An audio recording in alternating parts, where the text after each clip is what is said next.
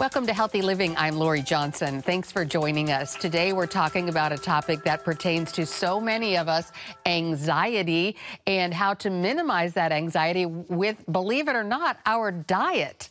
My guest is psychiatrist Dr. Uma Naidoo, author of the book, Calm Your Mind with Food, a revolutionary guide to controlling your anxiety. Dr. Naidoo, great to see you again on Healthy Living. Thanks for coming back to join us today about this very important topic of managing anxiety with food. Thanks, Laura. It's always lovely to talk with you. I'm happy to be here. So you are sort of a triple threat in the field of medicine and food. You're a Harvard-trained psychiatrist. You're also a professional chef and a nutrition expert, and all these things sort of blend together into a field that many of our viewers have never heard of, nutritional psychiatry. Can you talk about what nutritional psychiatry is? It's a newer field, Laurie, that is really based on one of the concepts being the research of the gut microbiome and the gut-brain connection. But nutritional psychiatry is the use of healthy whole foods and nutrients to improve your mental well-being, in addition to any other form of treatment you may be taking, which may include prescription medications or psychotherapy. It's all meant to work together to offer you more tools in the toolkit. So are there very many nutritional psychiatrists such as yourself? It's a new and emerging field, Laurie, and I'm certainly trying to create more educational resources and programming to educate other clinicians. Not all psychiatrists are practicing this way, but certainly I will say that the food is medicine movement is something that is being brought to everyone's attention in a slow and steady way. Because I do think that these days, people want a little bit more option to try alternative ways to think about their health. And all I mean by that is food can be very powerful, something we've often overlooked. Yet we eat meals every day, and it can be such a powerful tool to support everything else in our health journey and our mental health journey. So when you talk about your patients, for example, people who come in to see you about issues such as anxiety, you're happy to prescribe them prescription medications to treat anxiety, but also either augment that prescription or in place of that prescription, talk about some things that they can do regarding their diet. That is correct. You know, I do prescribe medications when needed, but I really believe in a more holistic and integrated approach. So if someone comes in to see me, Laurie, and they are able to function, they're going to work, but they're really getting up with anxiety and they feel anxious to go to every meeting. Sometimes they are able to cope with these other strategies, nutrition, using a prayer or mindfulness practice, something that can help calm the mind, using exercise, outdoor time, which offers us some daylight, which helps our vitamin D levels just for 10 minutes. All sorts of different strategies to help, but nutrition is the pillar. And sometimes individuals manage without medications, and sometimes they actually are able to stay on a lower dose of medications because we're using additional strategies to help them. Can you talk about the research behind this? A lot of people might say, Sure. what? I don't really believe that your diet can really have that much of an impact on your anxiety level. Right. I would love to share some of the science behind it, but I also want to say that research has shown that about 70% of individuals never ever see a mental health professional. So you're absolutely right, Laurie. Many people are suffering from whether it's worry, stress, anxiety, angst, depression, mood disorders, or other things, but they never ever actually get to see a professional. So I think it's important for us to know other things we can be doing while perhaps we try to get a therapy appointment or something else. So the first thing I'll share is that it turns out eating yogurt, if you do consume yogurt, isn't just for digestion. It's actually a stress buster, because we have found in research that there's a certain bacteria in fermented foods like yogurt called lactobacillus that helps to manage stress. It helps to prevent depression and anxiety, and it kind of fine-tunes our immune system.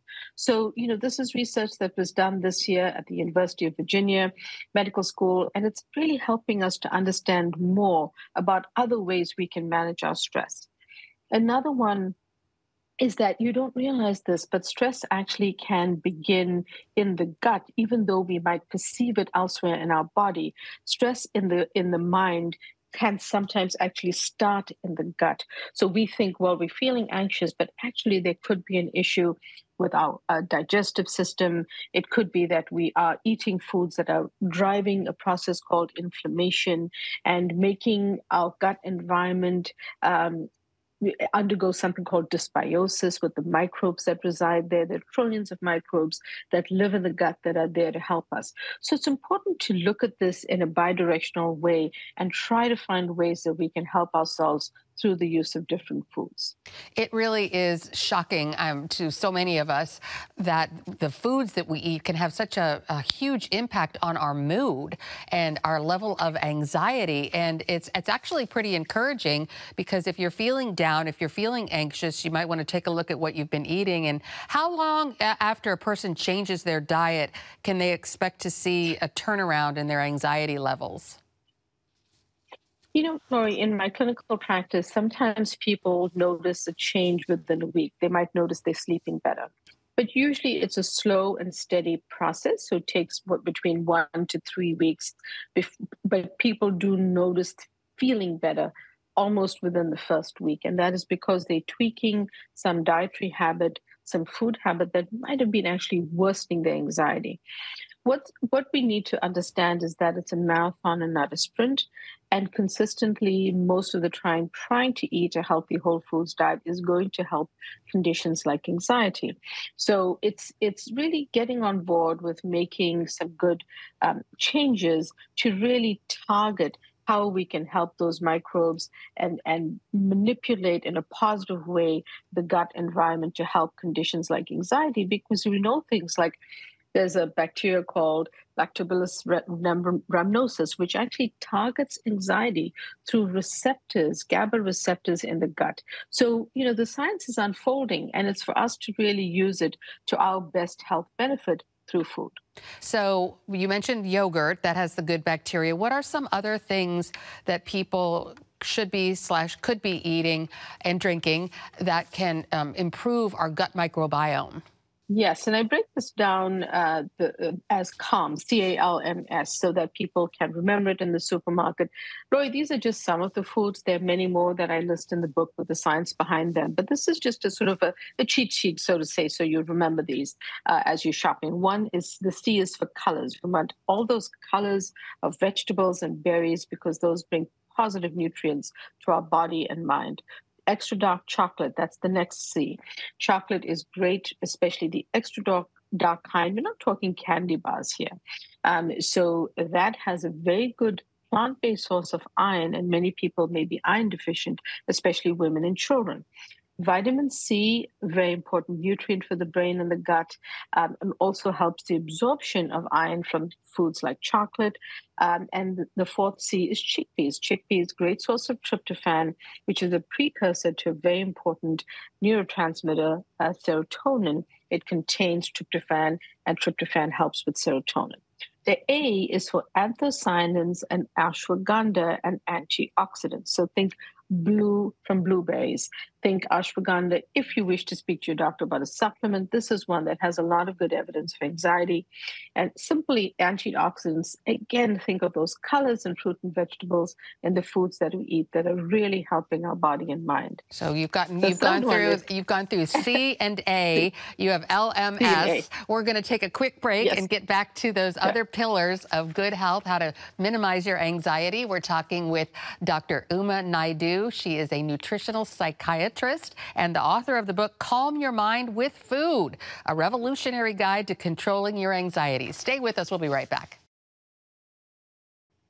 Welcome back to Healthy Living. We're speaking with psychiatrist Dr. Uma Naidoo, author of the book, Calm Your Mind with Food, a revolutionary guide to controlling your anxiety. And this is such great news because we can do so many things just through our diet to help lower anxiety, which so many of us struggle with. And you were saying there are so many different things, Dr. Naidoo, that we should be eating and drinking, supplements that we can be taking to help lower our anxiety. And a good way to remember it is Calms, C-A-L-M-S. You already went through C and A, which includes ashwagandha. I didn't realize that. That's interesting.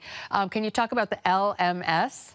I can. So L is for liquids, believe it or not, because dehydration can make you feel more anxious. So simply having a sustainable water bottle or a glass of water on your desk, reminding you to be sipping throughout the day is really important. We want to be adequately hydrated, but you can also get, nice sources of liquid and good sources of water through things like a decaffeinated tea.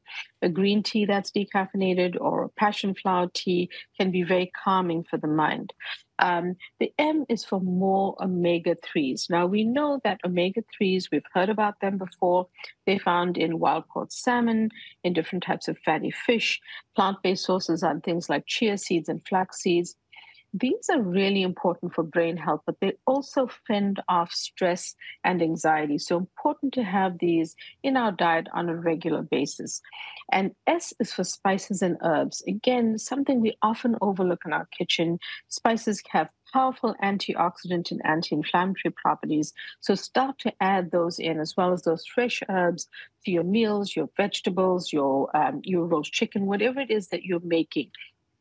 Include them because they are good for your body and your mind. So you are, as I mentioned earlier, a professionally trained chef. You graduated with honors from your culinary school. That can actually be intimidating to a lot of us regular folks who really might not be that handy in the kitchen. How well do we need to cook to be able to do this program?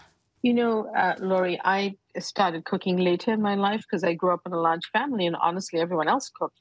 So I totally get that. And these recipes are really intended for any one of us to be able to try out. They're not complicated. Just having some simple, basic equipment in your kitchen, trying to buy a whole food rather than a processed version of it. So think the orange instead of the orange juice, which has no fiber in it and often added sugars. And think about using frozen vegetables if there's no added sauce, sodium, or sugar. A frozen cauliflower florets if you don't have time to buy the cauliflower, steam the cauliflower, and make it from fresh. Frozen is actually a good option for us. So try some, some almost these quick ways to get some meal prep done. Having your kitchen set up to make some simple recipes is a good way for any of us to just get ourselves started. And I promise you, I know this from my own experience, that you can start small and build on your repertoire of cooking.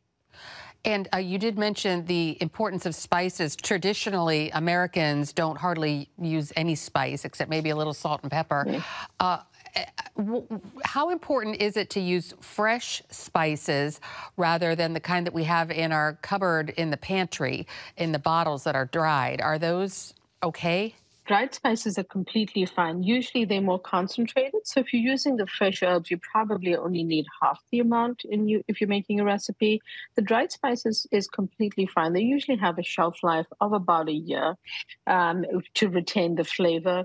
And if you are buying dried spices, and you can maybe get an organic version of it and get a few at a time so that you're using them, or get a set, but then use them every week so that you are not only getting the benefit, but you are going to, they'll last you for 6 months to a year at a time.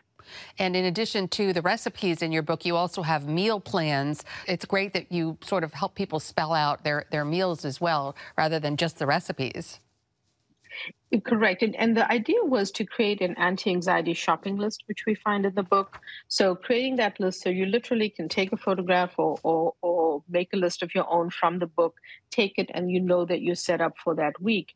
Then it's the protocol, like what should I cook when, or how should I use these meals? So it's almost a protocol of what you can follow, and then the recipes as well. So it's meant to be a program that you can try on your own, for yourself, for your family, for someone you know is suffering with anxiety, so that you can really be self-motivated and take the power into your own hands around your mental well-being. Try this at home, and hopefully use it in a way that you will feel better. All right, we're going to take another break and be right back with psychiatrist Dr. Uma Naidoo, author of the book, Calm Your Mind with Food. Stay with us. Welcome back to Healthy Living. We are talking with Dr. Uma Naidoo, author of the book Calm Your Mind with Food, a revolutionary guide to controlling anxiety. So, Dr. Naidoo, you talked about the foods that are good for our gut microbiome that help us reduce anxiety. What are the things that we should avoid? So, Roy, this is a list that many people think about more in terms of their waistline or that number on the scale that could go up. But in fact, they also affect our brain, our mental well being. The first one being processed, ultra processed foods, sort of junk foods and fast foods. These are, filled with often ingredients that are preservatives, colorants, dyes, stabilizers, and they're really not good for our body or for our level of anxiety. So thinking to cut back on some of those is really important. Another category is the added and refined sugars. So sodas, a lot of candies, a lot of cakes and cookies, things that are loaded with sugar, or even foods in the supermarket that have a lot of high fructose corn syrup. Unfortunately, we need to be careful about where we consume our sugar. A piece of cake on your birthday by all means. But what I want people to be thinking about is that shouldn't be your everyday go-to food if you can try to step back from that type of habit. So having berries, having a clementine, having a piece of fruit, having that extra dark natural chocolate we talked about, these are good ways to rethink our desserts on a daily basis. Another one is processed vegetable and seed oils. These are very pro-inflammatory because what they do is they drive inflammation in the gut and in the brain. And inflammation is really something that worsens conditions like anxiety. So being careful about the type of fats and oil we use become important. And remember that when we eat a lot of fast foods, those restaurants tend to save money by using a lot of these types of oils. And unfortunately, therefore, they also worsen inflammation. Another category is artificial sweeteners. Things like diet soda and diet foods that claim to have no sugar. They may not have natural sugar, but they may have artificial sweeteners, and some of those are actually problematic for conditions like anxiety. And the last big category, there are many different foods, but the last big category is really the unhealthy fats, the hydrogenated and trans fats, the ones that actually are shelf-stable baked goods, or you will see these, or you'll understand them from the label that you read. So be cautious about those and consuming less of those or cutting back on them when you can. Are there any medications that we should watch out for as well that are harmful to the gut bacteria? So this is interesting because the research has varied on this. We may need to take an antibiotic for an infection, but sometimes the antibiotics, although they're helping us by treating an infection, can be a little bit disruptive to the gut. My advice here is speak to your doctor because you may be able to eat foods like plain yogurts with berries and some cinnamon or other foods that really are building up your gut when you've had an infection and when you've had to take an antibiotic that is going to help cure or treat that infection. There may be food-related ways that you can help your gut rebuild itself. So that's definitely one of the medications to be careful about. And any others that you are concerned about, you should definitely speak to your physician about. Great advice. All right, we're going to take a final break and be right back with Dr. Uma Naidoo. The book is called Calm Your Mind with Food. Stay tuned.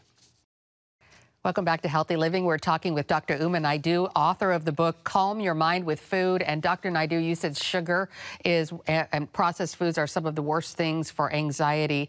But I'm just going to say it, when I feel anxious, and I'm sure millions of other people feel anxious, that is what I want. My body says, go for that sugar. And, what do we do in those moments when we are feeling anxious and our body is craving sugar and processed foods? I think that this is something we all struggle with. I think the thing to understand, Lori, is that things that we often call comfort foods are discomfort for the brain. So if you reach out for that food once and it helps ease that stress for the moment, what I want you to understand is it's not something you should then consume the rest of that day or the rest of that week and be eating it continuously. I want you to think, well, what can I do for my next meal to get back to a healthier food? And let me tell you why. in the short term, those foods may make us feel okay. And some of it is the chemical reaction that occurs in the brain, and it's around carbohydrate metabolism, etc. But unfortunately, the long-term effect of leaning into those less healthy foods is actually problematic for the brain and actually can affect our mood. So my tip around this is have in your environment, some healthy options and have that occasional food that you might want to reach out for, but don't keep much of it because let's face it, if we have a box of candy bars and we have that moment of stress, the entire box might be gone by the next morning.